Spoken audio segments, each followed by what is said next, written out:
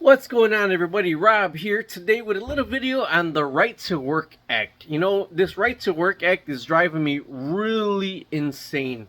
If you're living in a state, ask your employer, ask around, are you living in a right to work state?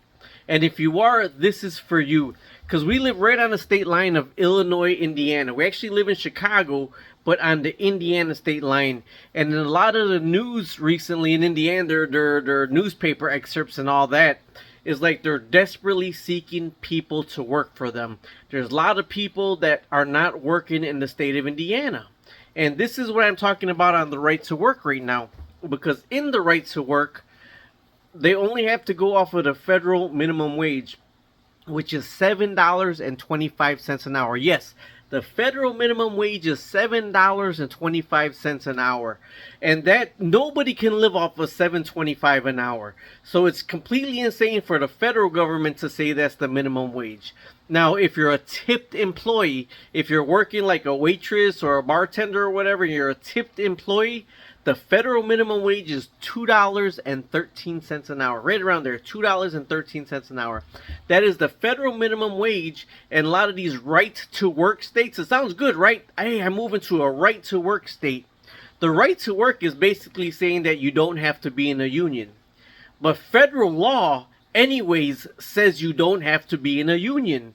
You know, but if you look at somebody that's working at a union job, vice somebody's working at a right-to-work non-union job, the union job employees are getting representation, better benefits, better hourly wages, and treated better. Well, somebody says, well, I don't want to be in a union or whatever. You don't have to. Federally, you don't have to, and you can still have the job with those benefits.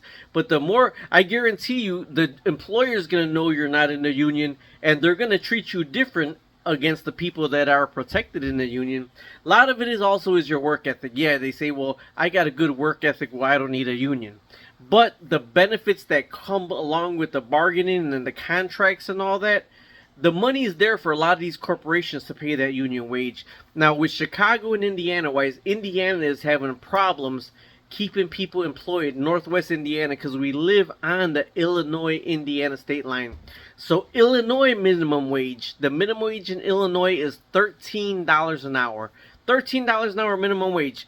$7.25 in Indiana, $13 in Illinois. That's almost double the money if people hop across the state line to get a job, you know, the state line. Now in Chicago, which is Chicago right at Northwest Indiana, minimum wage in Chicago is $15.80 an hour. $15.80 an hour minimum wage. Well, 15 they say for companies less than so many people, 15. But still, for Chicago and Northwest Indiana region, if you just come across the state line, you make double the money. Now, there's trades that are union trades in Indiana that are the same union trades in Illinois. Now, there's people in Chicago area that will not cross. The job is 5 minutes, 10 minutes from their house to be a union member in Indiana, which is a right-to-work state. Or drive 45 minutes into Chicago or into Indiana. And you're thinking, well, that's stupid. That's something. The person will be making $15 to $20 an hour more as a journeyman union skilled person in the same unions, but in a right-to-work state or in a union state. So when Northwest Indiana says there's not a lot of people working, or if you're working in a right-to-work state, look at what your salary is, what you're making, than if you would live in another state. Now, if you're deep in that state, man, that's stuck with your salary. That's what you have to make. You know, Indiana, I remember a lot of people in Indiana say, well, man, at the end of the year, after taxes, you know, we got a little bit $200 check back because our government have a surplus. Our government had a surplus. It is, you know, we're watching Ozark right now, the program Ozark. And in the program Ozark, it just chapped my hide so much because they're trying to get something pushed through. And they needed a senator or congressman or whatever to help them push this through. And the first thing that congressmen, they were against it.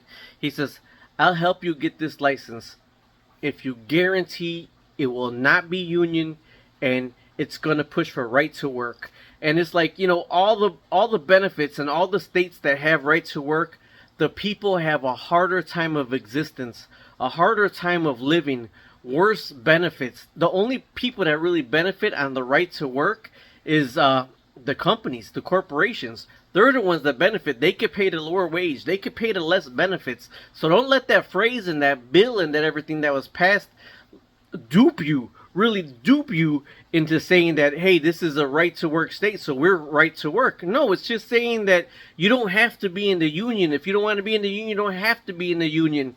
You know, this job don't have to be protected by a union contract. So that means they could treat you like crap, really. So, you know, UPS is on their big strike now, and they're about to walk. You know, so because it's a Teamster job. It's a good job. And Teamsters, Chicago Teachers Union, that's a strong union in Chicago. It really is. But Chicago is a union town. It's a Democratic town. People say, I ain't moving to a Democratic town. So you stay in a right to work state, but you get paid so much lower of wages. Now, and there's other states that have the highest minimum wages. The highest minimum wages in those states, but there's the one that slides, but they don't. The highest minimum wage is not comparable to the living wage in that state. You will still, if you're making a $19 hour minimum wage, the living wage in that state is $21 or $22 an hour. You will have to budget or keep things tight. But on the Illinois state line, if you live on either one of the state lines, people say, well, it's more convenient going over here. You make more money going over here. That's something that you're going to have to live with and something that you're going to have to contend with. But if there's $7.25 an hour here and the minimum is 13 here, but if you drive up to here, the minimum is almost 16, you're making over double the money by driving across. So the state of Indiana, if you want employees, if you want gainful employees, man, you're going to have to raise that minimum wage. A lot of these states, it's the federal minimum wage, and look at what a Congress is making. Look at what a senator is making. Look at what a politician is making. Nowhere near what that minimum wage is. So they're not even in the realm of reality of the law that they passed for that federal minimum wage. It's completely insane to me. Either way, it just, watching this program Ozark, it just chapped my hide, and I sparked up some conversation of people working in Illinois, people working in Indiana. And you know, if you're going to be in a right to work state, fight for a government job. If you got a government job, it'll pay you a better wage than what the living wage would be or the minimum wage. All right, talk to you later. Subscribe, like, and share. We got some elections coming up in 2024. Some elections coming up. Find out if your state is a right to work state and understand what right to work is. Search union states and what their money they're coming in for, and you might want some union representation coming to your state or somebody fending for you, fighting for you. Talk to you later. Bye-bye.